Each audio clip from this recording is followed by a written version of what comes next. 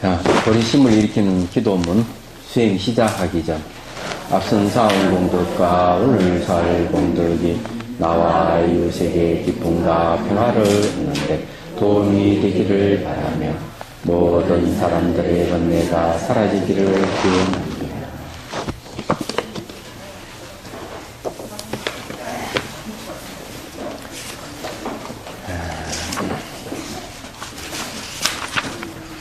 이제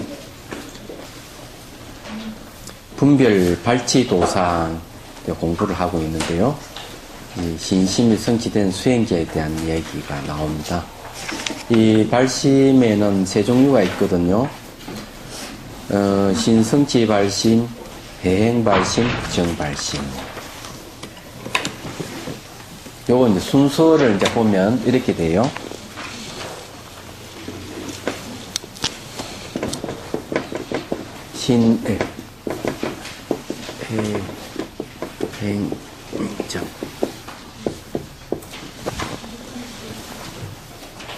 여기 이제 믿음에서 시작해가지고 알고 행하고 정덕하는 거 순서가 이래요.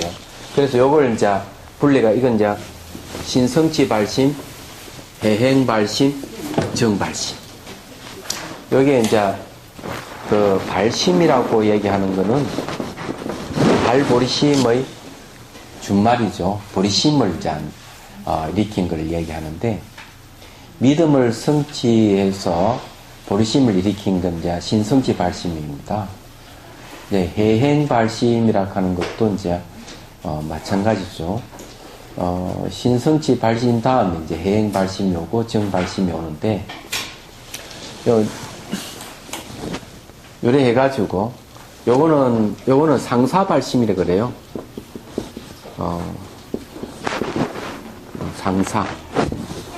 상사 발심.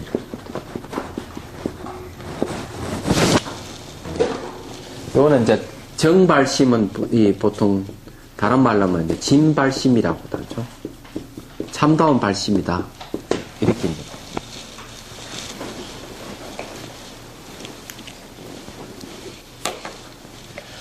근데 발심이라고 하는 거는 이제 수행의 동력이에요.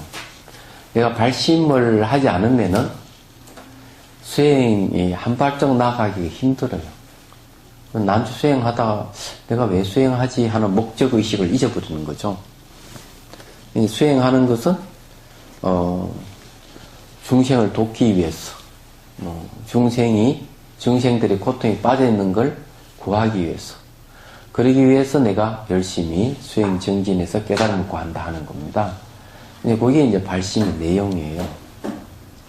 그런데 이제 수행을 하는 데 있어서 발심 따로 수행 따로가 아니고 이 수행하는 데 있어서 이 발심이 같이 동반이 되는 거예요. 얘기하자면. 그래 이 발심이 동력이 된다는 겁니다. 이 발심 내용을 좀 얘기를 하면 그 안에 간절함이 들어있어야 돼요. 간절함. 이거는 뭐 간절함이 무엇이라는 걸 좀 아실 거라고 생각하는데 중생을 돕기 위해서는 간절한 마음을 내기가 힘들죠. 자기도 그 안에 중생이 들어갑니다. 그렇기 때문에 자기를 포함한 모든 중생들 이렇게 얘기해야 될 거예요. 그러면은 중생들을 돕는다고 얘기하는 게 매우 중요합니다. 그러면은 내가 바깥으로 중생 돕는 것보다는 우선 자기 자신을 돌아보면은 현재 내가 고통에 빠져 있으면 이 고통에서 벗어나야 될 거 아니에요. 그죠? 그래서 이 고통에 벗어나고자 하는 간절한 마음이 있어야 된다. 그래 일체 중생들도 내 구제하겠다는 간절한 마음이 일어나야 되겠죠. 그러니까 간절함에 대한 얘기를 좀 하죠. 서울에 이제 비구니회관에 이제 강의하러 갔을 때 이 간절함에 대해서 이야기하시는 분이 두 분이 계셨어요. 두 분 다 언제 가장 간절한 날입니까? 아들, 딸들이 대학에 입시 시험 볼 때 가장 간절한 마음이 일어나더라. 그럼 어느 정도 간절하냐 하니까 아이가 시험 칠 때 기도를 하고, 아이가 쉴 때 쉬고, 이 호흡을 같이 맞춰준다네요. 정말 그렇습니까? 대단해요. 근데 이인자보살은 이렇게 얘기를 하더라고요. 아들이 대학 시험을 볼 때, 아들 이름 적고, 이제, 내놓고 적고, 무슨 대학, 합격, 이렇게 쓰는 거죠. 간절한 마음으로. 쓰는데, 너무 간절하다 보니까, 어느 순간, 생각이 다 사라져버리고, 마음이 평온한 그런 상태에 가더라. 이제, 보통 그런 걸 무념무상이라 그래요. 깨달음의 경기는 아니지만은, 아무 생각이 없는 그런 상태. 왜 태풍이 불면은, 태풍의 중심제는 고요하다 그러잖아요. 그런 상태죠. 저는 실제로 수행할 때 이 간절한 마음이 있을 때 망념이 없어요. 이 간절한 마음에 의해서 선정이 들고 깨달음이 이르게 되는 겁니다. 그래서 이제 이 선종에서는 이걸 하도 참고 세 가지 조건 중에서 신심, 의심, 분심에 해당합니다. 분한 마음. 부처나 조사들도 다 사람이고, 나도 사람인데, 왜 내가 부처가 될 수가 없느냐 하는 것이죠. 그래서 이제, 분한 마음을 일으키라. 생사에서 벗어나려는 간절한 마음을 일으키라. 이렇게 얘기를 하는 겁니다. 근데 이 발심은 그런 간절함이 있어야 돼요. 그래 수행을 합니다. 간절함이 없으면 수행을 안 해요. 어느 순간 수행하다 보면은 어떤 순간 수행이야말로 나의 삶의 전부이구나. 다른 거는 다 가치가 없고 무의미하다 하는 걸 이제 알 때가 옵니다. 그랬을 때 이제 더 간절함이 생겨서 수행이 매진하는 경우가 생기죠. 이 발심은 그런 거예요. 그리고 발심엔 또 세 종류가 있다 하는 거 아시죠? 전번 시간 얘기한 것 같은데, 왕과 같은 발심, 목자와 같은 발심, 배사공과 같은 발심. 왕과 같은 발심은 내가 왕이 되어서 백성들을 참 굶주린 작업으로 잘 순정을 베풀겠다 하듯이 부처가 되어서 중생을 구제하겠다는 것은 왕과 같은 발심이다. 목자와 같은 발심이라는 것은 100마리의 양을 몰고 가다가 한 마리가 없어지면은 99마리는 잘 가니까 놔두고 한 마리를 끝까지 찾아내는 것 같이 이 지장보살 같은 이는 한 중생이라도 부처되지 않는 네가 남아있다면 나는 부처가 되지 않겠다. 이렇게 얘기를 하는 것이죠. 이게 이제 목자와 같은 발심이다. 배사공 같은 발심이 뭔가 하면은 내가 깨달은 만큼 사람을 인도한다. 내가 배운 만큼 사람을 인도한다는 거죠.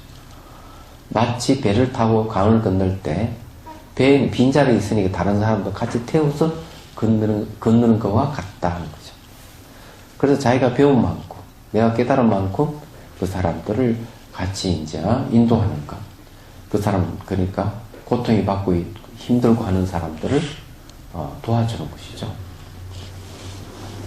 그래서 이런 발심이 없는 수행이 제대로 안 되니까 발심을 해서 수행을 해야 된다 하는 거예요.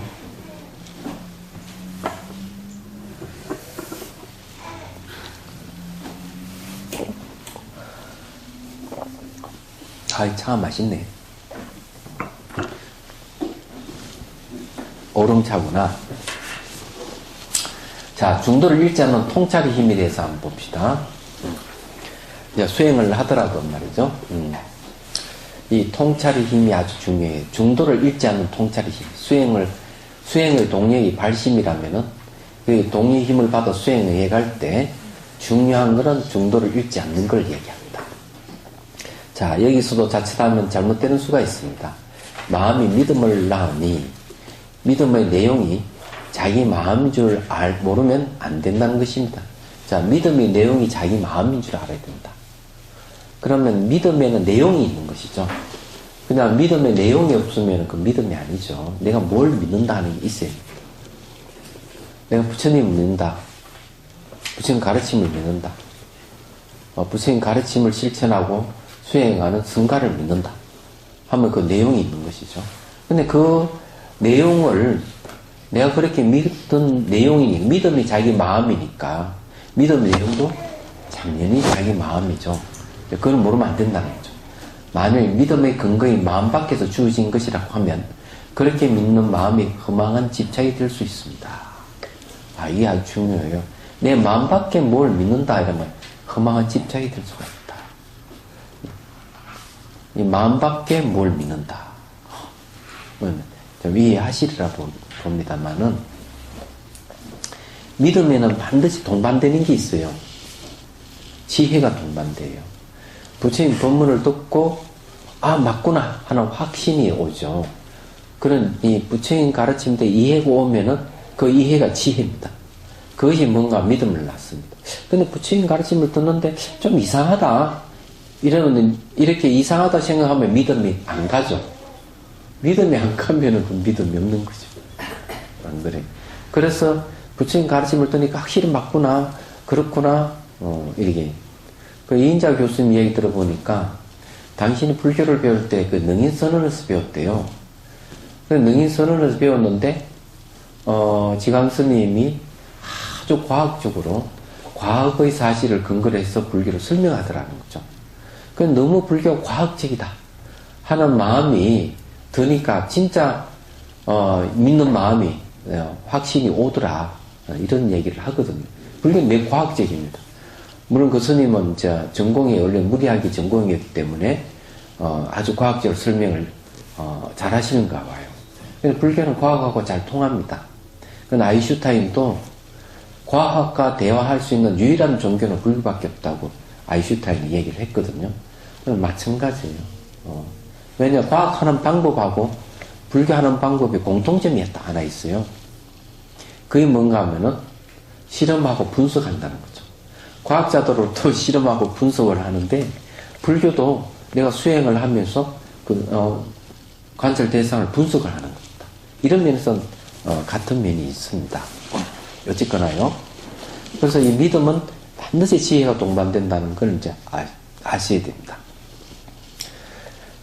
자, 바른 믿음이라는 스스로의 몸과 마음이 고요하고 평화롭게 되어야 할 뿐만 아니라 그 기운이 가족과 이웃 그리고 주변 환경에까지 미쳐야 합니다. 내가 믿는다 하는 마음은요. 이거를 확실히 또 알아야 돼요. 마음에는 항상 동반되는 게 있습니다. 마음에 동반되는 것. 그게 기운입니다. 기운. 지수, 화, 풍, 공 5대 중에서 풍대에 속하죠. 풍대는 에너지를 얘기합니다. 마음이 일어나면 그 마음의 내용에 맞는 에너지가 나옵니다.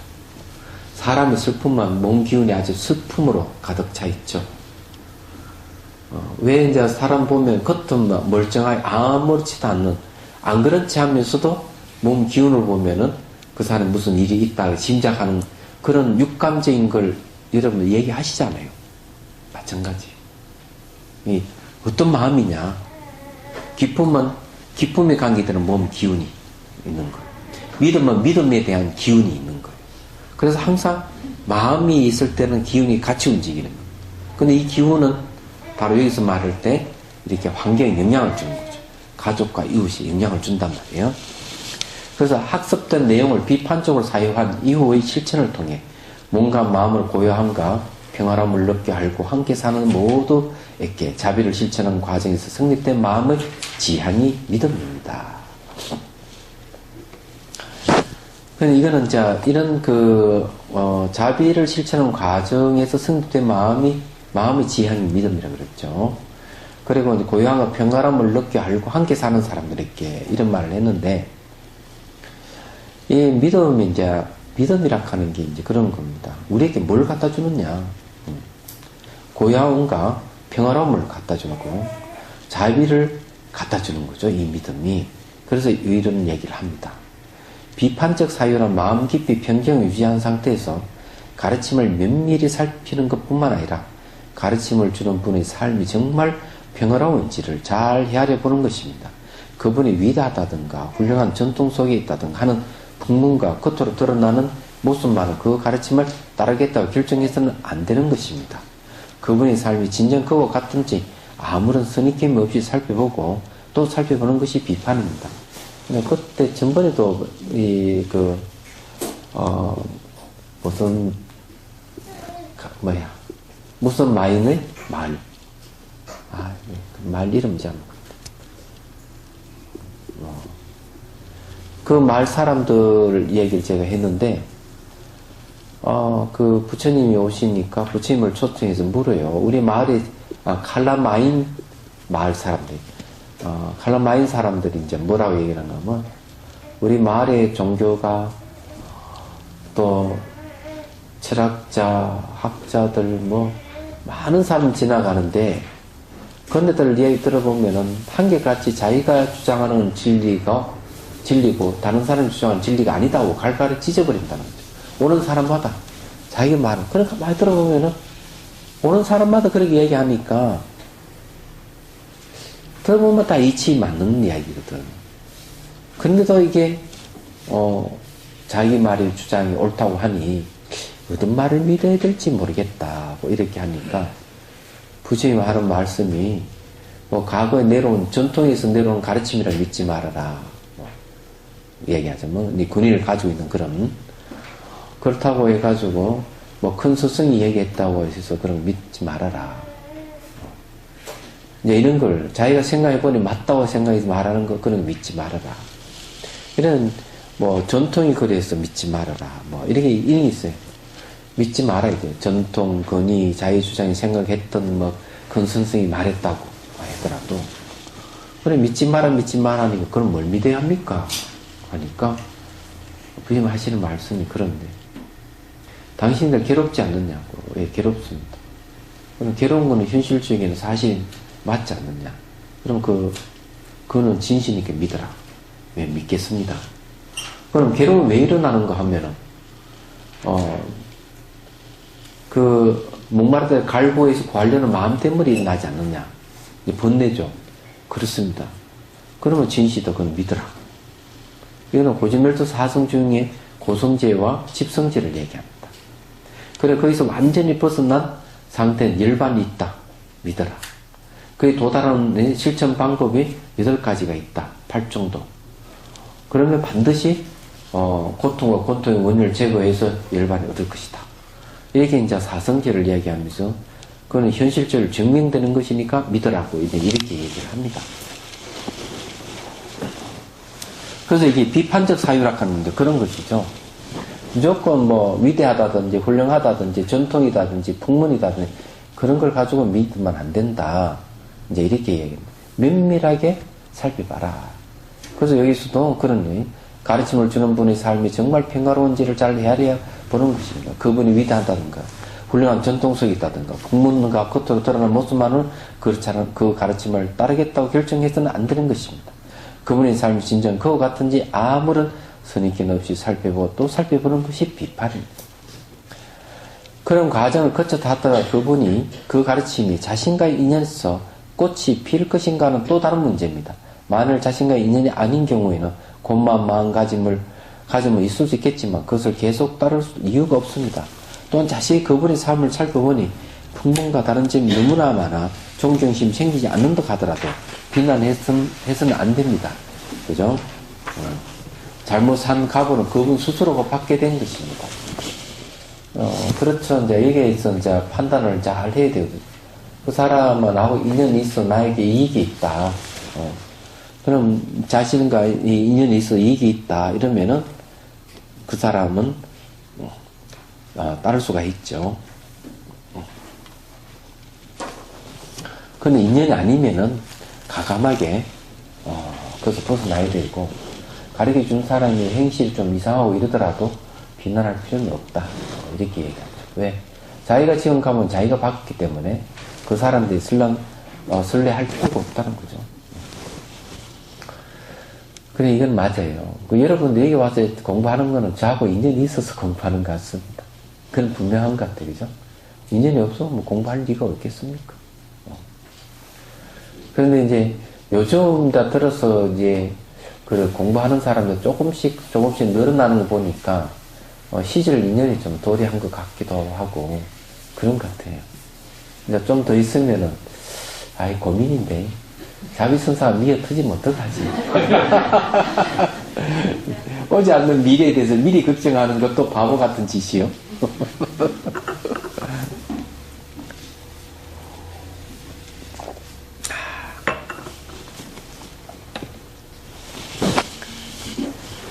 제가 요즘 또 그림을 또 막 그리는데, 자, 희한한 일이요. 글씨 쓰다가, 그림을 그리다가, 이러다가 정말 화가가 되는 게 아니겠나 하는 걱정이 막 앞서. 그냥 붓으로 쓱쓱쓱 하니 그림이 그려지니, 참, 배운 적도 없지만은, 그런데 그림을 그리다 보니까 그런 생각이 들더구만. 이게 이제 그 균형을 잘 맞아야 되고 여백을 얼만큼 잘 활용하느냐, 이것도 참 중요하지만은 그 그림 안에 뜻이 없으면은 그러니까 의미가 없다는 생각을 했어요. 그림을 그리더라도 메시지가 담겨 있어야 된다.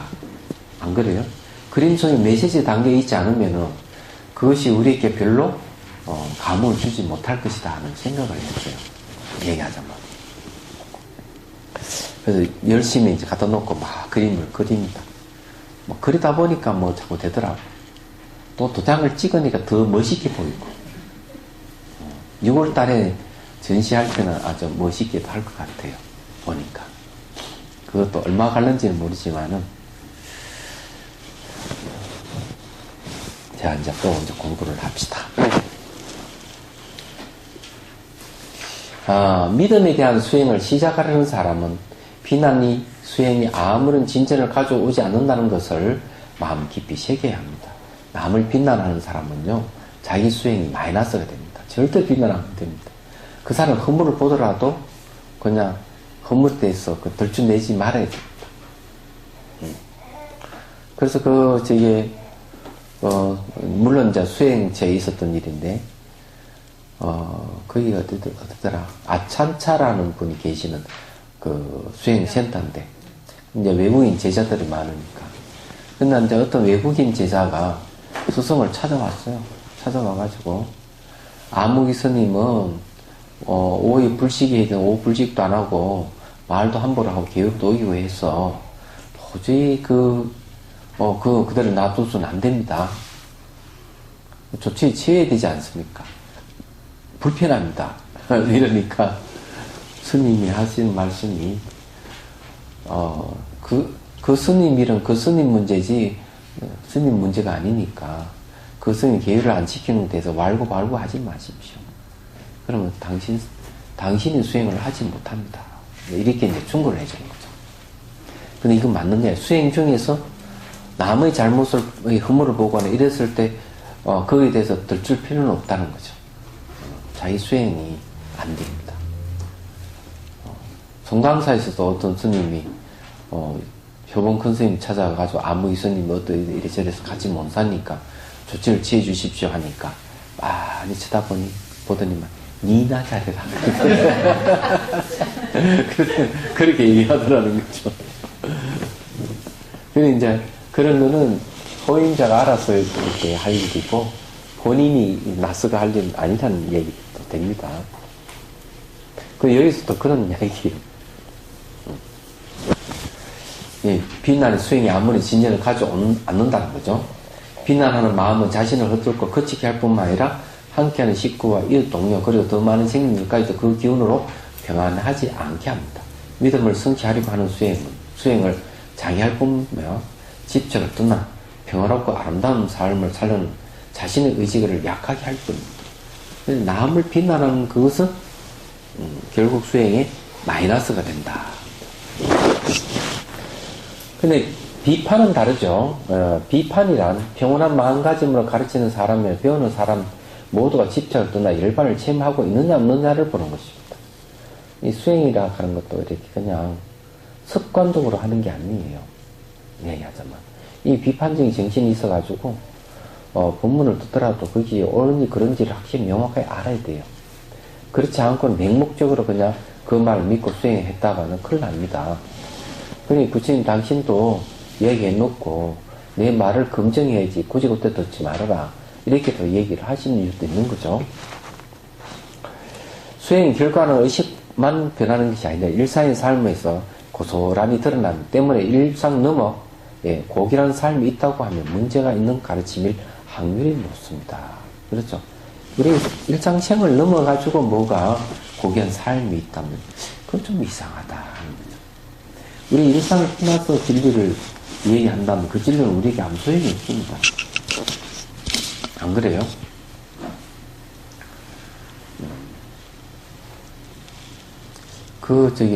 뭐라 하더라? 축구 경기는 실전을 연습같이 이런 얘기하고 연습은 실전같이 이런 얘기를 하죠. 근데 그대로 적용시켜서 얘기할 수가 있습니다. 부처님 경전 공부하는 것은 연습이고 수행하는 것은 실습인 거예요. 실전이죠, 실전. 수행하는 거.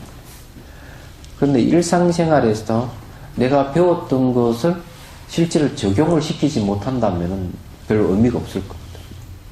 그래서 우리가 이걸 배워가지고 실천에 응용해야 돼요. 그게 이제 실전이죠. 고요하고 평화로운 마음과 실천이 자신의 삶에서 일어나도록 돌이켜보는 것이 중요하며 그것이 힘들지 않고 일어난다면 좋은 인연의 힘이 자신에게 있다고 하겠습니다. 수행의 양식이 되는 선업이 많은 것이지요. 자기가 이제 실천을 하는데 힘들지 않고 수행을 할 수 있다. 그렇다면은 이 사람은 좋은 인연의 힘이 있다는 그걸 성근이라고 그래요. 착할 선자 뿌리 건졌습니다. 착한 뿌리가 있다고 이렇게 얘기할 수 있어요. 근데 수행 조금 다 갖추고 있는데도 추구도 수행 안 하는 사람 있잖아요. 그럼 성근이 부족한 거죠. 대승기신론에도 그 얘기를 합니다. 성근이 부족한 사람, 부족한 사람 수행하다가 중간에 막 도망간다는 거죠. 또 대성을 믿다가 그냥 성문 영가고 있고 막 길로 가버리는 사람이 있고, 그 얘기를 합니다. 그래서 이게 이제 수행의 양식이 되는 선업이 많은 것이죠. 선업이 참 필요해요. 수행은 자신의 몸과 마음의 평온과 자비가 깃들도록 하는 것이 먼저입니다. 이웃의 안녕과 행복을 위한 자비가 중요하지만 스스로의 힘이 부족하게 되면 지치고 힘들게 되어 자신의 삶에서 진정한 평온과 자비가 실천되지 않습니다. 그렇게 되면 이웃에게 베푸는 일들도 거칠가 되기 쉽고 말만 앞세우게 될 것이니 선행으로 시작한 일의 결과 그렇게 바람직하지 않게 되기 쉽습니다. 그렇죠. 이게 당연한 겁니다.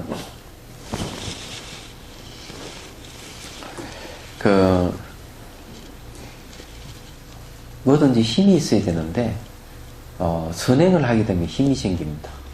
착한 행을 하게 되면. 자기 힘이 아니더라도, 이 선행의 힘에 의해 가지고, 다른 사람이 꼭 도와주거든요. 그 자강사 스님이 얘기한 것도 이제 그런 이야기인데, 스님들 찾아와 얼음을 호소할 때 다 스님 도와줬단 말이에요. 지진이 나가 절이 무너질 때 스님들을 와가지고 저를 세워줬다. 했죠. 도움을 받았습니다. 그런 거죠. 이 베품이라고 하는 거는 어려울 때 이제 도움을 받을 수가 있는 거예요. 그게 선행이에요. 이 선행을 왜 해야 되는가 하면 대승기 신론에서 이렇게 얘기합니다.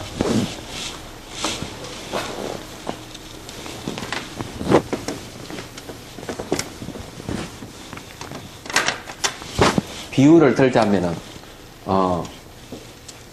이게 이제, 자성청정시입니다.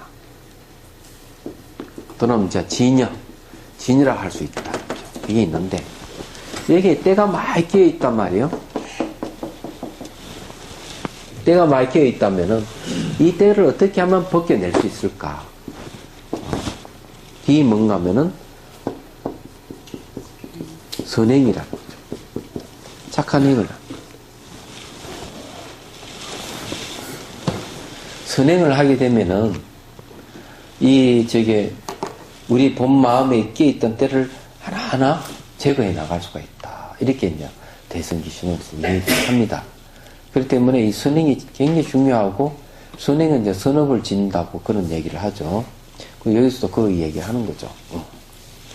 비판을 통한 충만한 검토가 이루어지지 않는 결과입니다. 좋은 가르침이라고 할지라도, 어디 할 차례? 예, 그거 맞죠? 네. 아이, 깜짝 놀랐네. 이게 큰일 났네. 깜빡깜빡하네. 이게 참. 나이가 들었다는 건데. 달라이 라마스님 원래 78세인데도 왕성하게 그렇게 법문하시고, 지치지도 않고 그러는데. 내 자신을 생각해 보니까, 나도 그쯤 돼 그런 법문을 할 수 있을까. 좀 걱정이네. 근력을 좀 키우든지. 헬스클럽을 다닐까?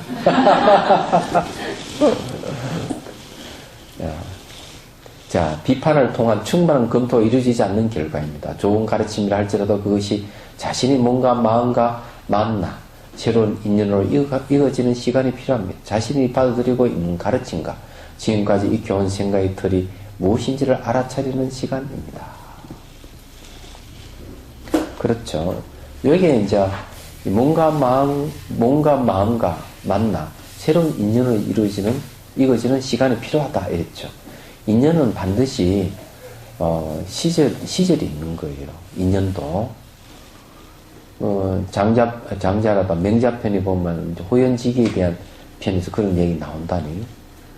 아버지가 이제 시골에 와 아들네 집에 이제 얹혀 살면서 그냥 살 수는 없고 이제 밭에 가서 이제 그 일도 도와주고 이러는데 이 밭에 나가면 이게 잘 자라지 않고 늘 그대로니까 화가 좀 났겠죠. 빨리 자라줬으면 좋겠는데. 그래서 아버지가 밭에 돌아와가지고 아들한테 하기를, 내가 좀, 하도 그거 삭이 안 자라가 내가 손을 좀 썼다고 했는데, 아들이 깜짝 놀래 가보니까 전부 다 말라 죽었더라. 그죠. 왜 했느냐. 키가 안 크니까 뽑아가 키를 키웠던 그게 다 죽었죠. 맹자에 나오는 얘기예요. 네, 제가 말씀드리고 싶은 거는 인연도 시절이 있는 거예요. 시절. 인연도 시절이 있어요. 그래서 인연이 안 되는 걸 억지를 행하다 보면 사단이 생기고 그러는 거예요. 무슨 일이 이루어질 때는 반드시 시절이 도래해야만이 되는 거죠. 꽃도 피는 거 보면은 가을에 피는 꽃, 여름에 피는 꽃, 그죠? 겨울에 피는 꽃도 있어요. 얘기하자면. 봄에 피는 꽃이 있고, 꽃도 계절마다 다르잖아요. 그것도 계절의 시절 인연에 따라서 꽃이 피우는 겁니다. 다른 게 아닙니다. 그럼 여러분들도 그런 시기에 많이 있었으리라 봅니다. 여기 또 이제 마찬가지죠. 네. 시절 인연이 필요하다. 자, 봅시다.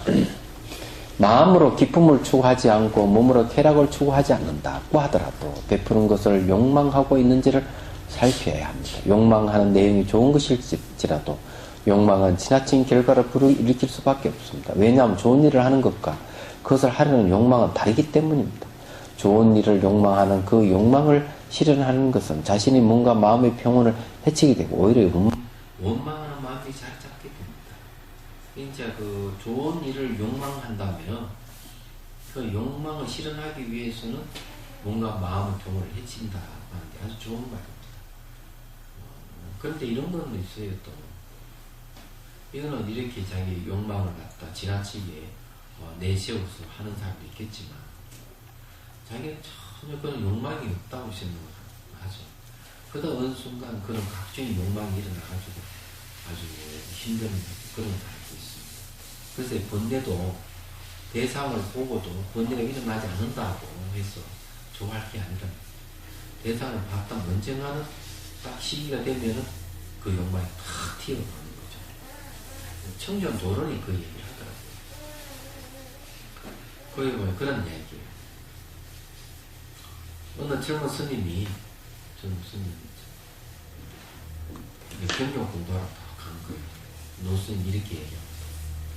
근데 조건이 있다. 너 마을에 가지 않는다면 내가 경전을 가르쳐주겠다.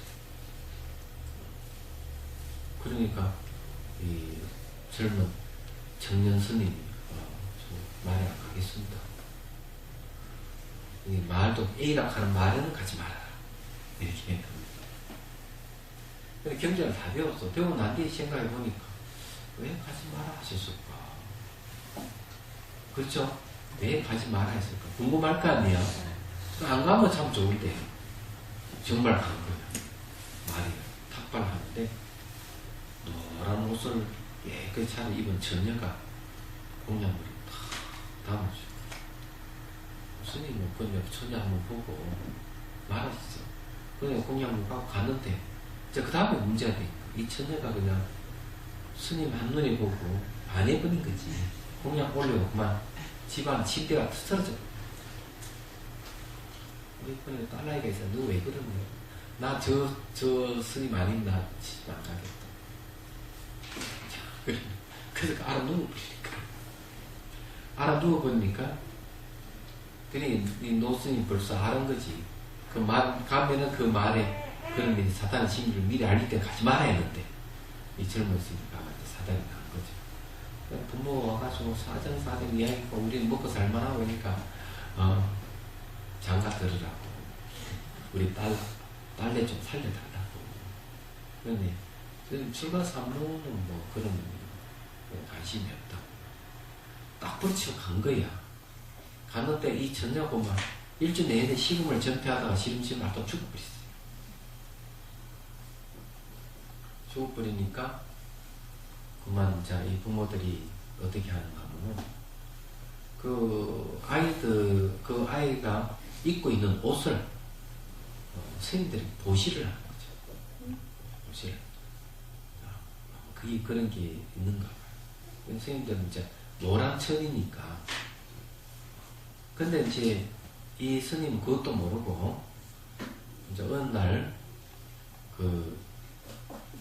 그 마을 근처에 있는데 절에 간 거예요. 갔는데 누가 낚시 익은 천을 들고 있는 게 스님이. 어느 스님이. 그러니까 그 스님 이야기하는 거예요. 이건 뭐 당시 물 걸러 먹을 때 남방에는 그렇거든요. 물이 이제 있으면 물을 걸러 먹어야 돼요. 왜냐면 물이 벌레가 살 수 있기 때문에 그냥 마시면 벌레가 뱃속으로 들어가면 안 되니까 살생하는 것이잖아요. 걸렁만 쓰라고 천을 주는 거예요. 나도 하나 얻었다 툭 주니까. 천이 굉장히 낚시에 있는 거죠.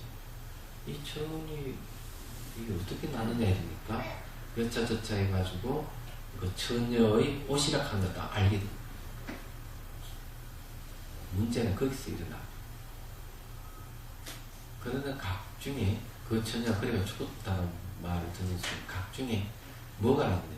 욕망이 불꽃이 확 타는 욕망이. 내가 그렇다면 내 장가 들 건데 이러면서 욕망이 불꽃이 참. 제가 얘기하고 싶은 거는 뭔가 그런 거예요. 대상을 받다 해가지고 바로 그 욕망이라든지 이런 번뇌가 일어나는 게 아니라 좀 지나고 난 뒤에도 올라오는 거예요. 며칠이 지나고 1년, 10년 지나도 나 이제 올라오고. 그런 분이 있더라고요. 보니까 남편이 바람 피우고 이혼을 했는데 그래 벌써 20 몇 년을 흘렀는데도 불구하고 자식이 이제 결혼할 때쯤 되고 어쩔 수 없이 전 남편을 만나야 되는. 물론 이 부인은 혼자 사는 거죠. 남편도 결혼해 살고 있고. 그런데 벌써 20 몇 년을 서로 안 받는데도 불구하고 이 전 남편은 자기가 옛날 부인을 잊지를 못해가지고 붙들려버립니다. 결혼식장에 탁 붙들더라는 거죠. 생각해보시. 그게 그런 거죠. 이 잠재되어 있는 것이 올라오는 욕망이라는 거. 보통 일이 아니에요. 여기도 지금 그런 이야기를 지금 하고 있는 겁니다. 그래 이제 수행을 해가지고 이런 걸 말통에 뽑아버릴 걸 뽑아버리게 된다고 얘기를 해요. 그렇지 않으면 이것이 자기를 속박하니까. 그래 이게 욕망하는 내용이 좋은 것일지라도 욕망은 지나친 결과를 불어일으킬 수밖에 없습니다. 왜냐하면 좋은 일을 하는 것, 그것을 하는 욕망은 다르기 때문에. 좋은 일을 하는 것하고 욕망은 다르다. 좋은 일을 욕망하는 그 욕망을 실현한 것은 자신의 몸과 마음의 평온을 해치게 되고 오히려 원망하는 마음이 자리에 잡게 됩니다. 그것은 중도를 잃은 마음입니다. 좋은 일이 욕망의 대상이 된 것입니다. 욕망을 제어하지 못하는 경우는 좋은 일이라는 이미지조차 단지 자신의 욕망을 합리화시키는 것이 지나지 않을 수 있습니다. 조심하여야 합니다. 욕망은 굉장히 무서워요. 이런 면에서. 욕망이 만들어 놓은 것이 삶과 죽음, 생사입니다. 그러므로 생사에서 해탈하기 위해서는 악업을 짓지 않는 것을 말할 필요도 없지만 선업일자라도 욕망이 끼어들지 않도록 자신의 몸과 마음을 잘 지키는 통찰이 있어야 합니다. 선업은 삶은 인연을 좋게 만들어 부처님과 보살님들을 만날 수 있는 바탕이 되기도 하지만 그만은 부족합니다. 중도를 잃지 않는 통찰의 힘이야말로 깨달음으로 가는 자양분이 됩니다. 중도라고 하는 게 보통 보면 유무 중도가 있습니다. 유에도 치우치지 않고 무에도 치우치지 않는 것. 이게 참 중요해요.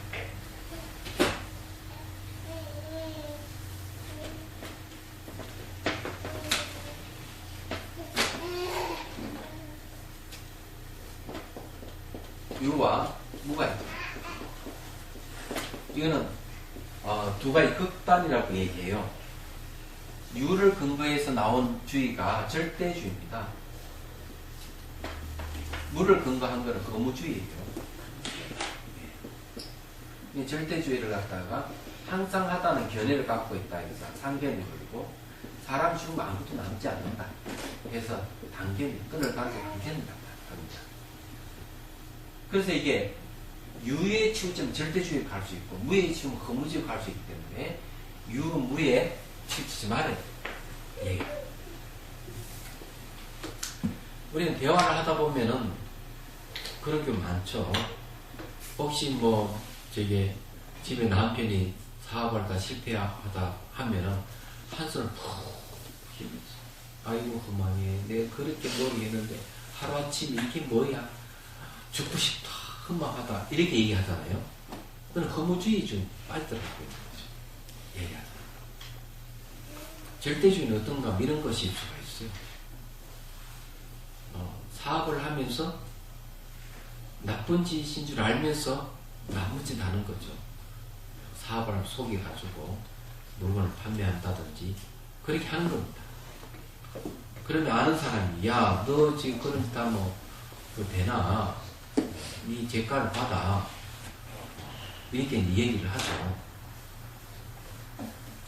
그렇게 해도 전체 만체 하지 않고 나쁜 짓 하다가 세월랑 턱 쳐버려.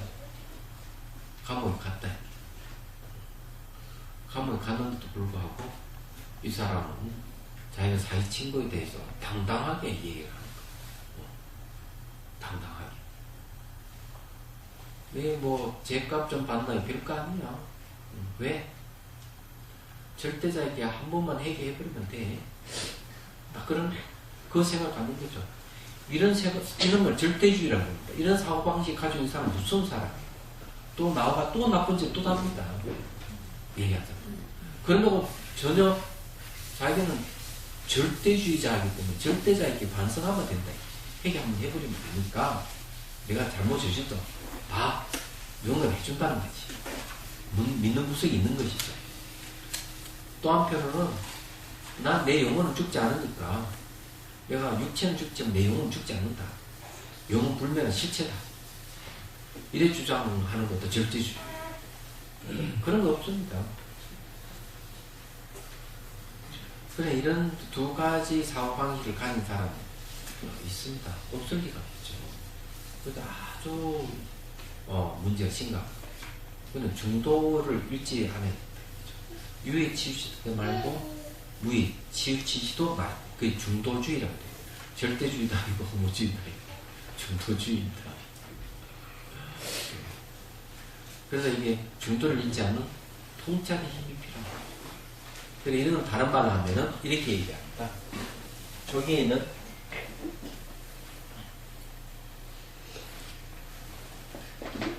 쾌락과 고통이죠. 이것도 두 가지의 극단입니다. 이건 지치지 말아라.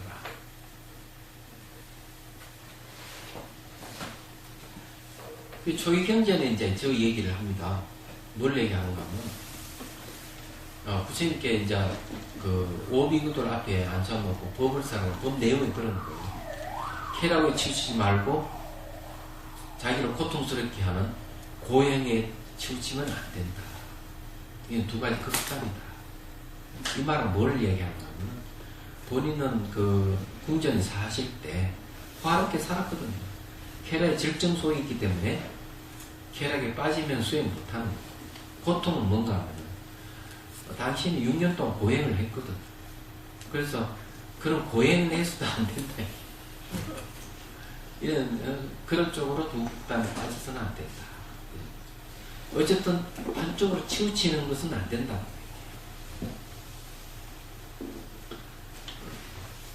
괜히 중도를 잃지 않은 통찰의 미약함을 깨달음으로 가는 자연분이 됩니다. 자, 진심을 닦는 것이 자신을 숨기는 것.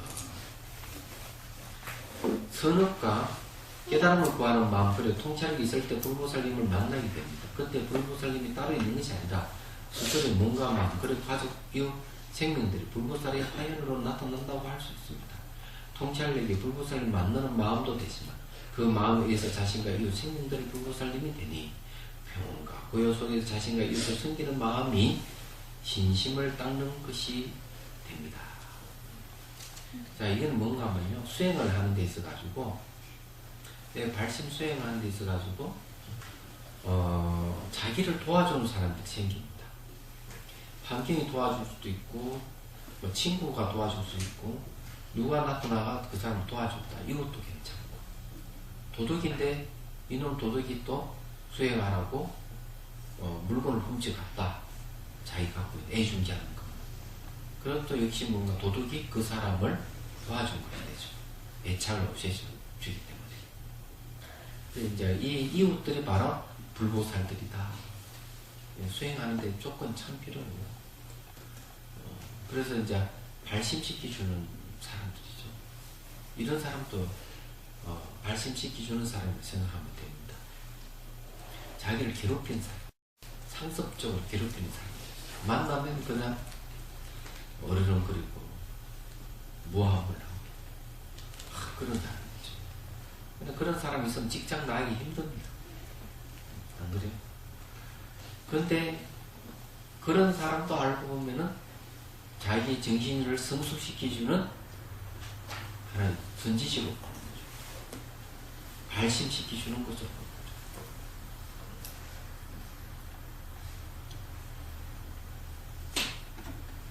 차 더 주십시오.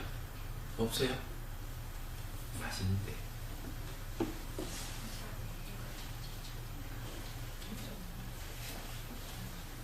이 무슨 차인지 알겠지? 내가 준 차인데 이 차는 식어도 맛있어. 그것도 버리지 말고 그냥 따뜻한 물 부어서 가져오면 돼. 좋은 차는 그거거든. 요번에 대만에 갔을 때 이제 스님들이 거기 차 만드는 곳에 안내를 해주더라고요. 그러면서 차를 사서 우리한테 보시를 했어요. 그래서 차에 탁 올라탔는데 거기 스님 한 분이 차를 이게 다 마시고 나면 이 차를 당간 안 마시고 이렇게 부어놓은 게 있어요. 그걸 가지고 오더라고. 그래서 식은 왜 마시는가 했더니 이걸 마시보라고. 좋은 차는 이렇게 식어도 맛이 있다.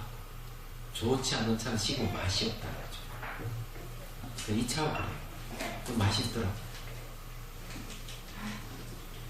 근데 그 차가 인기 좋아서 막 먹다 보니까 조금 얼마 안 남았어요.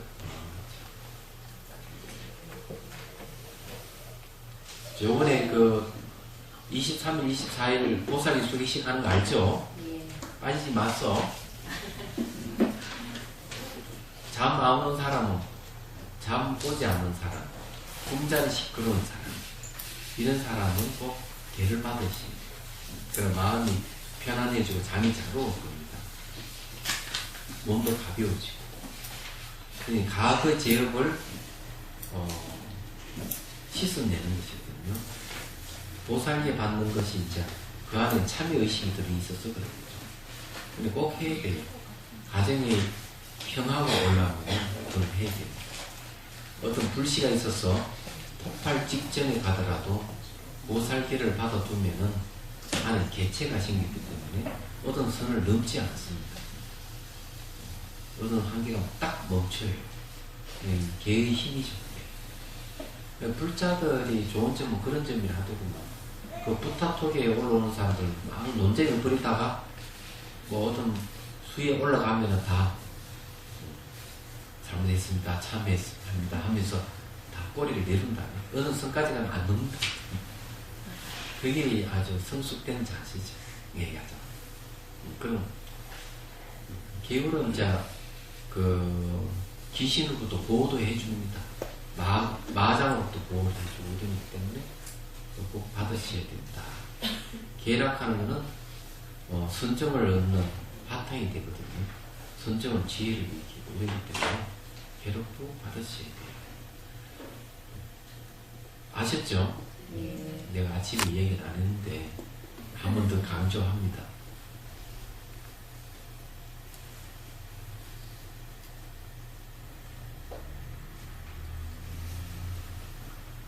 그 참 맞겠죠? 아이 시원해라. 나도 다 됐어. 시원하다 그러고. 자 봅시다. 신심을 닦는 것이 자신을 섬기는 것이지만 스스로를 사랑하고 기뻐하고 그리하는 습관을 들인 적이 없습니다. 자신을 섬길 수 있게 되는 시간이 오래 걸립니다. 걸음마다 사랑하는 마음을 담아 그 걸음에 푹 젖어있는 아름다운 그 길은 쉽지 않습니다. 마음이 언제나 밖을 향해 있기 때문이지. 그 마음을 걸음 위로 불러들이는 시간이 1만 급이나 걸린다 봅니다. 그러니까 신심을 성취하는 시간이 1만 급이 걸린다 했죠. 믿음을 성취하는 시간이 있지요. 자기 자신을 사랑하는 건 쉽지 않습니다. 그러니까 자기 자신을 사랑하고 길들이는 데 있어서 1만 급 걸린다 이런 얘기죠. 다른 건 아니에요. 근데 이제 특히 경상도 남자들은 대부분 보면은 남한테는 그렇게 잘해도 자기 뭐 부인이나 자식들한테 그렇게 엄격하다네. 그게 뭔가 막 밖을 향하는 것은 잘하는데 안을 향하는 건 잘 안 되는 거예요. 얘기하죠. 거기 다 그렇죠. 그래요? 대부분 그럴 거예요.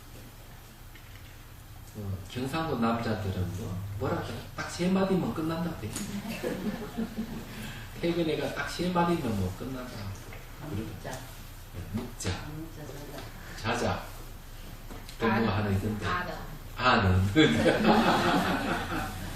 그 진짜 맞아요? 아니요. 아니죠, 저? 왜? 맞아요? 옛날에 어른들은 그런 분 많습니다. 옛날에.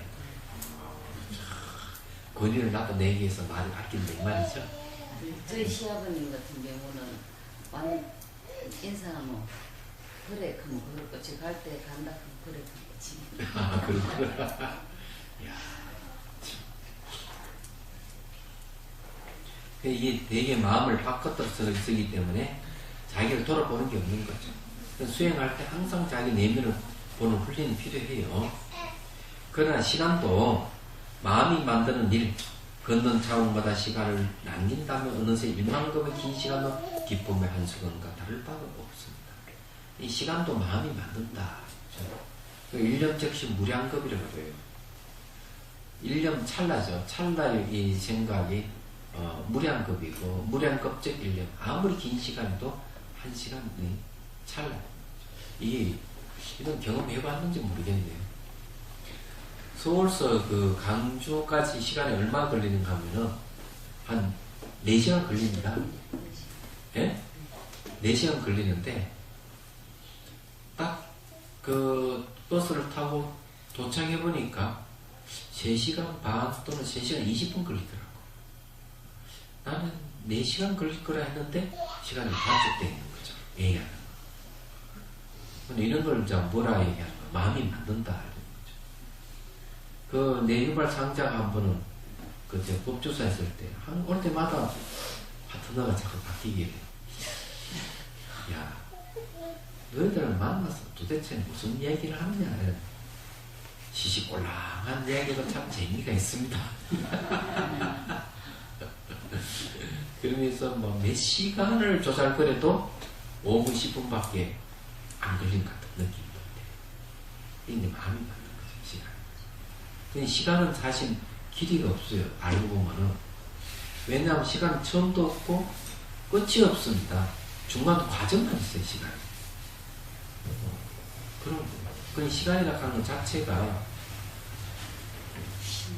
예, 존재하지 않습니다. 마음이 만든 거예요. 이 시간이라고.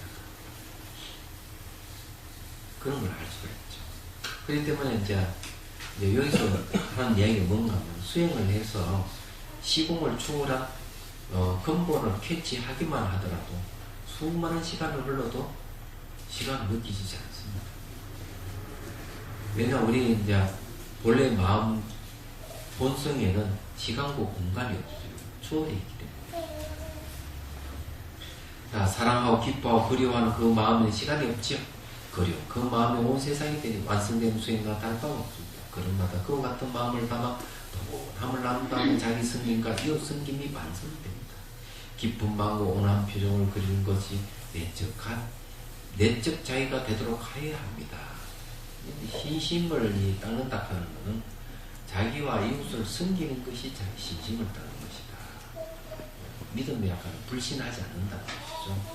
너와 나와 동체 대비로서 하나다 하는 그런 얘기겠죠.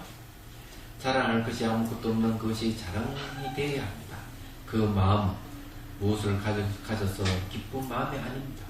갖고서 기뻐하는 마음은 슬픔과 이별을 준비하는 마음입니다. 가진 것과는 반드시 헤어지기 마련입니다. 그럴 수밖에 없습니다. 그래서 사랑하는 사람도 갖지 말고 미워하는 사람도 갖지 말라고 하였겠지요. 갖고서 기뻐하거나 잃고서 슬퍼한다면 기쁨과 슬픔을 들뜬 마음이 그칠 날이 없습니다. 무상한 그런이란 슬픔과 기쁨을 번갈아 가면서 마음을 들뜨게 하였었지요. 여기 이제 기쁨과 슬픔으로 들뜬 마음은 그칠 날이 없다. 그렇죠? 그래서 사랑하는 사람도 갖지 말고 미워하는 사람도 갖지 말라 하는 게 맞는 얘기입니다. 들뜨지 않고 평온함으로 가득한 마음이 시간을 넘어선 마음이며 그런마다 아름다운 조화를 담는 마음입니다. 이렇게 마음의 평온과 아름다운 조화가 가득해지는 기간이 1만급이나 되는가 봅니다. 1만급은 물색 시간으로 긴 시간 같지만 아름다움을 꿈꾸는 마음, 그리움으로 가득한 기다림을 어느새 1만급을 채우고 남을 지니 먼 시간만 아니죠.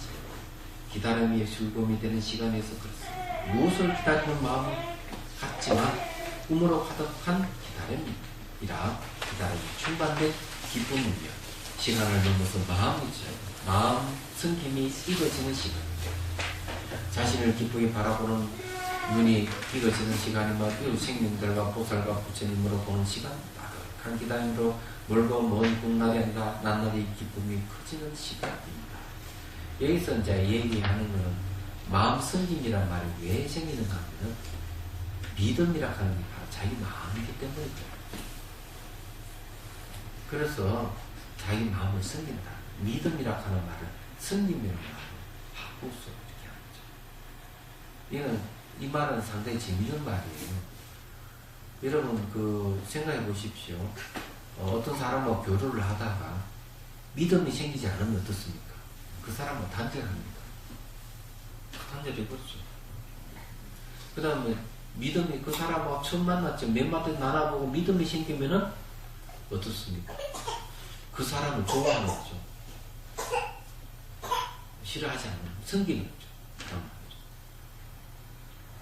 거죠. 자기 마음이 이제 믿음으로 가득 차다면은 자기 마음을 숨기는 것이죠. 이 믿음을 다른 말에 표현한 거죠. 이게 저게 요번 대선 공약에 4월달에 총선이고 12월달 대선인데 국민을 섬기겠습니다 하는 자는 절대 찍지 마세요. 다 거짓이라 얘기하자. 아니, 권력을 빌려줬더니만 네 알겠습니다. 이 권력으로 국민들을 잘 섬기겠습니다. 이나놓고 섬기기는커녕 이 서민을 위한 정책을 안 펴니까 얼마나 불편한지 알 수가 없는 거죠. 이런 물가 체감이 오졌죠. 그래서 서울에 안 산게 다행이에요. 서울 물가는 이것보다 몇 배 많습니다. 얘기하자면 지방하고 차이가 있더라고요. 저는 우리나라만 그런 줄 알았더니만 저게도 대만에도 그렇더라고요. 대북시하고 대중시의 생활권이 달라요. 얘기하자면. 그래서 이제 거기도 대북에도 젊은이들이 시골로 내려온답니다. 집이 비싸서 사지를 못한대. 그러니까 얼마큼 차이 나느냐 하니까 대중하고 대북 차이 3배 이상 차이 난다. 3배 이상 차이 난다. 그래서 젊은이들이 이제는 전부 다 시골로 이런 좀 아주 조용한 도시에서 또 자리를 바꾼다. 그렇게 얘기를 하더라고요. 요즘 강남에는 조금 이제 우울하겠어요. 보니까 집값이 참 하락돼가지고. 그 강남을 일군 사람들이 저기 대구의 경북여고 출신들이라며 깜짝 놀랐어. 그 얘기도. 그래가지고 서울 가가지고 다 그냥 강남을 이루고 그냥 정치권까지 그냥 막 집어넣더니 말이 되나. 하여튼 대단한 파워예요. 경북여고 출신 있어요? 없어요? 그 경북여고 그러면 대구에서 사라져버린 거예요? 아직 있죠? 네. 요새는 그렇겠네. 옛날에 좀 50대, 지금 현재 50대, 60대 사람들이 그런다 하더라고요. 그래서 이게 예를 들어 뭐 대구에 그냥 새누리당 공천만 받아만 전부 다 당선되는 거다 생각한다. 그만큼 뿌리가 깊어가지고 정책을 잘못 쓰면은 인물이 아니라 싶으면 안 찍어줘야 되는데 같은 고향 사람을 다 찍어주고 그런 문제가 생기지. 이제 정신 좀 차리시오. 정신. 이제 인물을 잘 보고 찍으시오. 인물을. 예? 저 사람들이 우리에게 이익을 줄 수 있는지 우리 시민들을 또는 국민들을 대변해 줄 수 있는지를 보고 찍어야지 그냥 인정을 갖고 찍지 마시라고. 인정 갖고. 그러면은 안 돼요. 이 정치 이야기는 삭제하세요. 삭제합니까? 예. 다행입니다. 한번 더 하자면은. 예? 그거를 일일이 체크 못 하기 때문에 못 해요. 시간에 해달라 그래야 되는데 CD 만드는 데서 일일이 하나하나 체크 못 해요. 예, 잘합니다. 잘라? 잘라요. 예, 시간만 요 때 좀 시간을 정확하게 알아가지고 잘라요. 그 동아사 때 대통령 선거가 있을 때 내가 한마디 했잖아요. 도덕성이 문제가 있는 사람을 찍어주면은 국민들이 다 고통 당하니까 경제도 활성화 안 되고 고통 당하니까 찍지 마라. 이러니까 스님 말씀 맞네 놓고는 처음에 화장실 그거 가지고 모여가지고 그래도 명박 그 사람 찍어줘야 된다고 그래. 다 찍어줬다 그러더라고. 말도 그래 이 불교도 많이 피폐해져 버리고 지금 힘들었어. 근데 이해가 되시죠? 이제 보고 인정이 끄달리지 말고 정책을 발표하는 걸 잘 들어가지고 저분이 다 과연 우리 국민을 대변할 수 있는 사람인지 잘 살펴보고 탁 찍어주시죠. 자, 봅시다.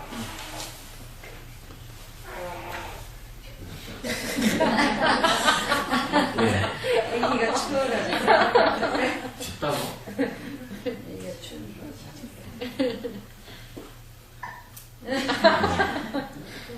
아, 저기 딱꼭지 하나구나.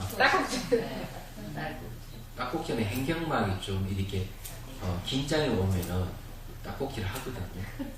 살살 따라줘요. 한번 어디 예? 신심이라. 신심이라. 신심이란 보살에 대한 마음이 스스로의 보살을 일깨우고 깨우기 전 보살의 마음이 이웃 생명들을 보살로 보게 하고 이웃 생명들이 보살로 보이는 그 마음이 다시 스스로를 보살을 만들면서 함께 아름다운 삶을 만들어가는 마음입니다. 이 믿음이라고 하는 게 아름다운 마음, 아름다운 삶을 만들어가는 마음을 신심이라고 하는데 특히 여기에 신심은 말이죠. 보살의 시각으로 사물을 보고 사람을 대하라 이런 거죠. 그래서 이 돼지 눈에는 돼지만 보이고 부처 눈은 부처만 보인다 하는 거와 똑같습니다. 우리 마음을 얼마나 아름답게 가지느냐. 믿는 마음이 아주 중요해요. 자, 스스로의 보살을 일깨우는 믿음이 모든 불보살님을 깨우는 것이며, 자, 이 보살을 깨우는 믿음이 불보살을 깨우는 것이다. 내 마음의 믿음이 커지면 내 마음 속에 있는 불보살이 깨어난다는 거죠. 물론 그 불보살이라는 게 마음입니다. 자, 본인이 가지고 있는 마음이에요. 그 마음이 이제 불보살로 깨어난다는 거죠. 완성된 믿음은 모두를 불보살의 화인으로 보는 것입니다. 그러므로 성취된 신심은 불보살들의 가르침이 사그라지는 것이 너무나 아플 수밖에 없어요. 여러분, 신심과 신앙을 여러분 구분할 줄 알아요?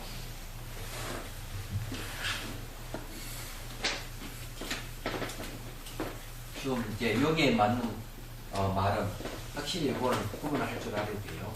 진심이란 말하고 신앙이라 하는 말하고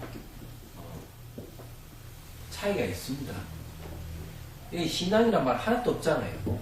네. 여기 신앙이란 말 전혀 안 쓰죠. 네. 왜 안 쓸까? 이상하지 않아요? 그거는 숭배, 신앙은 숭배적인 거고 신심은 믿음. 그렇죠.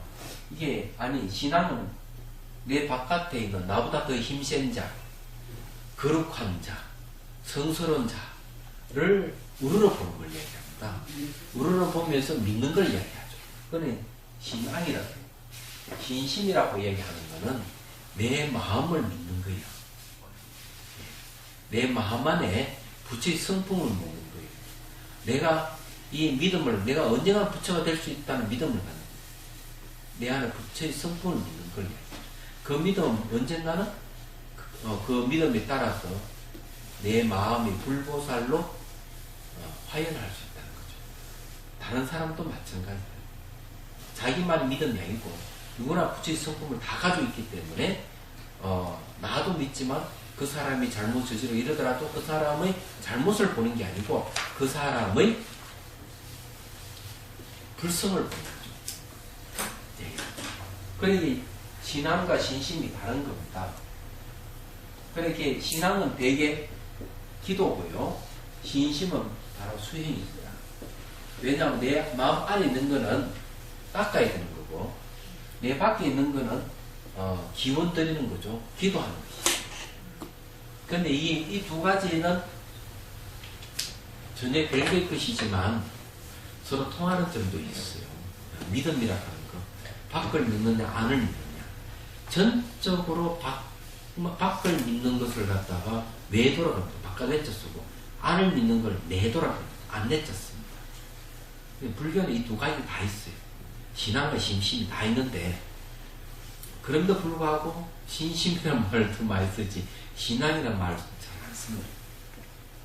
네, 이해가 되시죠? 예. 그럼 여기서 뭔가 하면은 바로 그 불보살을 스스로의 불보살을 깨우는 믿음이라 하는 말이 뭔가 하면 내 안의 불성을 믿기 때문에 다른 사람도 그렇게 믿는 것이죠.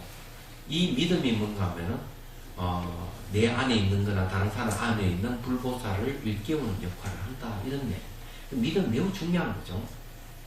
그래서 이게 완성된 믿음 모두를 불보살의 화연으로 보는 것입니다. 그러므로 성취된 신심은 불보살들의 가르침이 사그라지는 것이 너무나 아플 수밖에 없습니다. 그렇죠? 성취된 신심으로 봐가지고 이 불보살의 가르침이 사라지는 건 두고 볼 수 없는 거죠.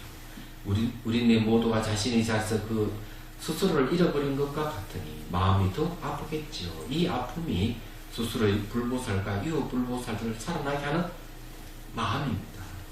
근데 이 아픔은 어디서 오는가 하면은 믿음에서 오는 것이죠. 바른 가르침이 사그라지려 할 때 그 속에 타오르는 마지막 불빛을 놓치지 않고 다시 피게 하려는 열망이 이 바로 믿음입니다. 마음을 내밀어 법계의 인연에 눈뜨고 바람법을 이어가게 합니다. 그렇죠. 여러분들이 이제 공부를 하는 그런 것이다. 혹시 여러분 이 부처님 보면 널리 펴기를 바라고 또 부처님 가르침 누가 비방하거나 이렇게 하면 가슴이 아프고 그렇지 않습니까? 그런 게 있죠. 그럼 여러분 신심이 있는 거예요. 그래서 그 보살계도 저기 불법을 누가 비방하는 소리를 듣면은 천개의 창으로 그냥 가슴을 찌는 같은 아픔이 있어야 된다. 이렇게 얘기를 합니다. 그럼 왜 그러냐면은 이 부처님 가르친 모든 사람, 많은 사람, 모든 중생들을 삶과 죽음의 고통에서 벗어나게 해주는 것이죠. 그래서 대자연이 되게 해주는데 이것이 이 부처님 법이 사그라진다면 얼마나 가슴 아프겠어요. 그래서 이런 이야기가 나오는 겁니다.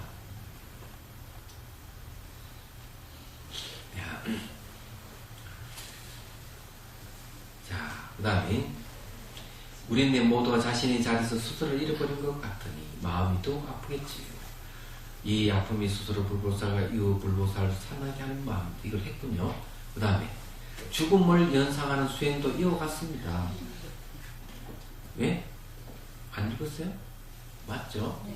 죽음 곧 사그러지는 불빛 너머에서 다시 피어나는 불꽃으로 생명 본연의 각성을 보는 것입니다.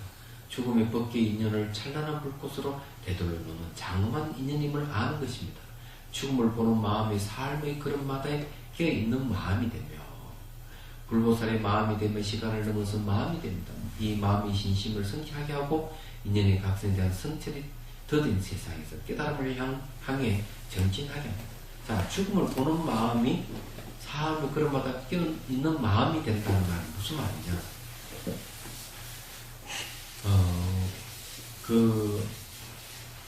우리 안에 이제 부처의 성품은 죽지 않아요.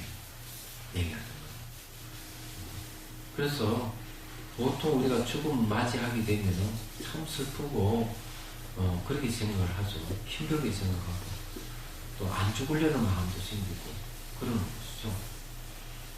그런데 이제 죽음을 보는 마음이라 하는 게 뭐겠습니까? 얘는 아주 절절한 마음이 있는 것이죠. 우리가 부처의 성품이 있는 줄도 모르고, 거기서 할적 꽃도 못 피우고 죽는다면 그 죽음을 보는 마음이 어떻겠습니까? 가슴 아프죠. 그 마찬가지로 우리 살아가는 삶이 매 순간순간 죽음을 향하고 있는 겁니다. 그래서 여기서 그런마다 깨어있는 마음이 되어야 된다. 예, 죽음을 보는 마음. 우리는 언젠가 죽습니다. 죽음이 돼 초연해질 수 있으려면은 진실을 알아야 되거든요. 그러려면은 죽음에서 벗어나는 가르침을 믿는 것이야말로 얼마나 중요한지 모릅니다. 불교는 죽음에서 벗어나는 완전히 해탈하는 그런 가르침이에요. 그걸 믿는 거예요. 불보살님이 마음이 되면 시간을 넘어서 마음이 됩니다. 이 마음이 신심을 성취하게 하고 인연의 각성에 대한 성찰이 뜯은 세상 깨달음을 향해 전진하게 합니다. 그러므로 신심을 성취해가는 과정 스스로에게서 일어난 보리심고 깨어있는 마음과 그 마음을 나누는 보살심이 다시 보리심과 보살심을 깨워가는 과정이라고 하겠습니다. 이와 같이 신심이 성취된 죄는 필요 없고 보리심과 보살심이 이어갈 것이고 그 마음의 온전한 생명의 활동으로서 인연의 각성과 어울려 불보살의 완성을 이룰 것입니다. 이것을 부처될 바른 원인과 손잡았다고 합니다. 자, 이게 이제 그 불보살, 이 부처가 될 바른 원인과 손잡았다. 이런 말을 하죠. 자, 이 인연의 각성과 어울려 불보살의 완성을 이룬다. 했죠. 이게 뭔가 하면요, 신심이 성취된 수행자에게 해당되는 것이죠. 신심이 성취된 수행자는 이 보리심을 일으킵니다. 내 안에 본래 부처가 있다 하는 확고한 믿음에 의해서 완전한 깨달음을 얻고자 하는 보리심을 일으키죠. 그러면 그것이 뭔가 하면은 부처가 될 수 있는 바로 원인이 된다. 이런 얘기예요. 자, 열애란 보이는 무엇이 아니라 깨있는 마음과 그 마음을 나누는 방편이 가득한 겁니다. 마음이 열애를 만들어 가는 것과 같습니다. 새로운 열애를 만드는 것은 아니지만 보살심이 풍성하게 이어가는 모습이 열애가 되어가는 모습과 같아서 그렇습니다. 보살심이 바로 자비심이에요. 그 마음이 우리네 본래 마음입니다. 모든 인연을 담아서 보리심의 깨있음과 보살심의 깨달음을 나누는 방편되고 그게 다시 인연이 되는 것이 우리네 본래 마음이니까요. 그냥 이런 건 있죠. 인연이라 하는 거는 아주 아무리 떨어져 있어도 인연이 되면 다 만나게 돼 있어요. 네. 그래서 이게 보리심을 일으킨 이 보살에게는 말이죠. 보리심을 일으킨 보살은 항상 다른 보리심을 일으킨 사람하고 만나게 돼 있습니다. 교류를 하게 돼 있죠. 또 이 보리심하고 관계되는 건 중생구제와 그 다음에 완전한 깨달음이잖아요. 이 보리심을 일으키면 항상 어렵게 힘든 사람을 도와주는 마음이 생겨요. 실제로 그런 행동을 하고. 그리고 또 반드시 깨달음이 오는 겁니다. 인연이라고 하는 그런 거예요. 시절 인연, 시절을 기다려야 되겠지만 여러분들도 그걸 믿으셔야 됩니다. 그래서 일반경에 부처의 성품, 불성을 보려고 하는 자는 시절 인연을 보라. 이렇게 얘기해요. 우리 시절 인연을 봤을 때 시절 인연을 본다 하는 바로 불성을 보는 거예요. 그런 겁니다. 시절이라 하는 거 아시죠? 언제든 시기라 하는 그런 거죠. 예를 들어서 과일도 말이죠. 시기가 돼야만이 꼭지가 떨어지면서 익어지는 건데 설린 걸 먹을 수가 없어요. 그것도 인연이 기다려야 됩니다. 그래서 그것도 밭에 가서 벼를 심는다 하는 것도 시기가 있는 거죠. 겨울에 심지 않지 않습니까? 봄에 벼를 심듯이 항상 그런 거죠. 이런 이치를 좀 잘 살펴봐야죠. 근데 이제 여기서 얘기하고자 하는 거는 보살심, 즉 보리심이라든지 자비심을 늘 가지고 있어야 된다. 이것이 뭔가 하면 이 마음이 바로 믿음의 마음이고 이것을 인해 가지고 항상 그에 관계되는 인연들이 생긴다. 이래 보면 틀림없어요. 질문 있으면 하십시오. 네. 지난 시간에 있는 거하고 지금 이번 시간에 있는 걸 보니까 이렇게 일만급이라는 여러 번 나와 있는데 이것이 제가 앞뒤로 읽어보니까 방금 선생님께서 말씀하셨듯이 이게 무시무종의 시간의 그런 개념적인 것을 여기에서 일만급이라는 표현을 해놓은 거지 일만급이라는 다른 건 아니죠. 실제 일만급 걸립니다. 실제 일만급. 예. 실제 일만 걸리기 때문에 이게 시간은 이제 마음의 문제거든요. 그죠? 그래서 이제 어떻게 일만급이 아니라 부처가 될 삼아성직이 걸린다. 너무 긴 시간이잖아요. 그래서 이쪽에 중국이나 우리나라의 이 선수행자는 너무 길다 이죠. 그래서 제창한 것이 1초씩 예리집니다. 한 번에 가는 방법을 제시를 하는 거죠. 그럼 이런 생각을 가진 사람은 밀종의 수행자도 똑같아요. 삼아성직이 너무 길다. 한 생에 부처가 되죠. 이게 이제 적신성불은 한 생에 이제 이루어진다. 이런 얘기를 하는 거죠. 그러려면은 기존의 수행 방법을 안 된다는 거죠. 그래서 이제 밀교에서도 형교 수행을 해요. 형교 수행을 하고 이제 밀교 수행을 합니다. 형교의 가르침을 15년 더 배우고 또 밀교 수행에 들어가는 거죠. 얘기하자면. 근데 그런 유사한 것이 우리나라에도 있는 거예요. 우리 선종에도 있는 거죠. 왜냐하면 선종과 상대되는 수행을 교가의 수행이에요. 이 대승 기신론의 경제는 대부분 교가의 수행. 근데 그걸 다 배우고 난 뒤에 성가의 수행을 하는 거예요. 교가의 수행은 단계를 밟아 올라가는 데 비해 가지고 성가의 수행은 단계가 없는 거죠. 그래서 어째서 이제 이런 게 가능하냐 하는 게 있어요. 그게 이제 뭔가 하면은 밀정과 선정이 공통점이 있습니다. 우리가 번뇌를 없애가는 시각에서는 단계가 있어요. 하나하나 밟아가는 게 있습니다. 그런데 선정의 수행법은 번뇌를 없애는데 초점이 있는 게 아니에요. 그 단계가 없어요. 화두라는 말 자체가 불성이 다른 이름인데 화두에다가 초점을 맞추는 거죠. 화두에 초점을 맞추는 때 여기다 대승기신론도 육바람이라 그 얘기하지만 화두가 불성이라 화두가 안에는 살생고 도둑질 없고 삿된 의미가 없어요. 얘기하죠. 거짓말, 이간, 악담, 꾸미는 말도 없어요. 탐진치도 없어요. 그 안에. 얘기하죠. 그 안에는 정각으로 감수하는 게 없어요. 죽음이 없는 거예요. 그 세계는. 그러니까 거기다 다 한마디로 번뇌가 없는 거죠. 초점을 맞추고 있는 거죠. 그러면 그 세계는 진여의 세계는 단계가 없다. 화두의 세계는 단계가 없다. 그러면 거기에 화두와 똑같은 모형이 필요한 거예요. 그럼 화두를 참고하는데 아주 중요한 요소가 뭐냐면 의심하는 방법입니다. 의심한다 하는 말은 뭔가 부정하는 걸 얘기하는 거예요.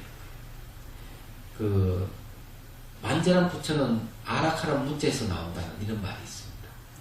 그건 아는 부정사거든요. 부재하는 걸 얘기해요. 근데 화두를 참고하는데 의심하는 것이 부정하는 겁니다. 얘기하자면 뭘 부정하는가 하면은 유와 물을 부정하는 겁니다. 얘기하자면 있은가 없으면 부정하는 거죠. 그 다음에 자에 대해서 아상과 법상을 부정하는 거죠. 쉽게 말해 자아와 자성을 부정하는 거죠. 이게 그런 겁니다. 그러면 자 공부에 뭘 부정하는가? 말과 생각을 부정해버리는 거죠. 그러면은 그것이 말과 생각을 끝난 바로 화두락하는 그 자리와 화두를 참고하는 의심하는 이 말과 생각을 끝난 이 마음하고 서로 코드가 맞으면은 그 다음 이제 그 세계 진여의 세계로 들어가는 거죠. 얘기하자. 근데 여기는 무슨 단계가 없는 거죠. 단계는 없긴 없는데 현실적으로 수행은 10년, 20년 평생을 하거든요. 그렇잖아요. 그러면 저쪽 밀정은 또 어떠냐? 밀정은 말이죠. 엄청난 에너지를 이용을 하는 거예요. 그럼 그 엄청난 에너지가 뭔가 봐. 탐진치의 에너지입니다. 탐욕과 성냄이라고 하는 이 에너지를 이용하는 거죠. 그러면 굉장히 빨리 이제 갈 수가 있는 겁니다. 근데 그게 또 모형이 뭐냐면은 내가 부처가 됐다고 생각하는 거죠. 부처를 상상해가지고. 그러면은 부처락하는 걸 결과 때 부처락하는 결과를 모형을 해가지고 내가 부처가 됐다고 상상해가는 수행이 있는 겁니다. 그러면은 중생심 없어져가는 거죠. 그러면 결과락하는 모형을 의지해서 부처락하는 결과를 얻는 것이죠. 선종에서도 뭔가 하면은 바로 화두락하는 결과를 의지해가지고 화두락하는 결과를 얻는 거죠. 근데 화두와 똑같은 모형이죠. 모형의 결과를 의지해가지고 화두락하는 결과를 얻는 걸 얘기하는 거죠. 그럼 이게 다른 겁니다. 그러면 이게 형교의 수행이나 교가의 수행은 똑같은 경론을 근거한 수행인데 그것은 원인을 닦아서 결과를 얻는 방법이에요. 이런 걸 바라밀성이라고 얘기합니다. 밀정에서는. 근데 어쨌거나 여기는 교가 수행이다 이렇게 하는데 그래서 이게 원인을 닦아서 결과를 얻는 것인데 그 원인을 닦아가는 게 뭔가 하면 바로 번뇌를 닦아가는 거예요. 단계가 있을 수밖에 없어요. 시간이 1만급이든 뭐 1아성치이든 당연히 이런 얘기를 하는 것이죠. 그렇지만 화두 자체는 시간이 없는 시간 공간이 없는 세계에 초점을 맞추고 있으니까 한 번에 촥 들어가는 거예요. 근데 그런 게 이제 차이점이 있는 거예요. 그래서 이제 이 교과의 수행을 하고 난 뒤에 성과의 수행을 한다든지, 아니면 교과에 대해 수행에 대해서 확실히 알고 난 뒤에 성과의 수행을 하는 게 맞는 거고, 저쪽에 형교의 가르침을 확실히 알고 난 뒤에 밀정의 수행을 하는 거 똑같은 것이죠. 이렇게 이제 저 주인이 똑같은 생각을 갖고 있다 얘기하잖아요. 근데 직관 상수하면 빨리 간답니다. 10년, 20년 걸린 수행도 직관 상수를 해가면 일주일이고 한 달에 충분히 그 경기 간다고. 대선 기준은 수행이면 직관 상수가 걸립니다. 또 다른 질문 있습니까? 참 어렵다, 예.